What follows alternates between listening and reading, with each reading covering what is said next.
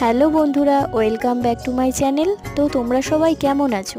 আশা করি ভালো আছো। আজ আমি আবারও ছোট্ট একটা মিনি ব্লগ ভিডিও নিয়ে চলে এসেছি তোমাদের সামনে। আর এখন আমি বসে আছি সোনারপুর স্টেশনে। গরমে কিন্তু কাতরাচ্ছি, অনেকটাই সকালবেলা বেরিয়েছি বন্ধুরা, একটা কাজের সূত্রেই এখানে আসা। কাজটা কিন্তু এখনো ফুলফিল হয়ে ওঠেনি, তার সঙ্গে আবার চোখের সামনে দিয়ে বেরিয়ে গেল ট্রেনটা। একটা ঠান্ডা জলের বোতল কিনে চোখে মুখে জল দিচ্ছি, আর পিসুমণি ফোনটা ধরে একটু ভিডিও করে দিচ্ছে।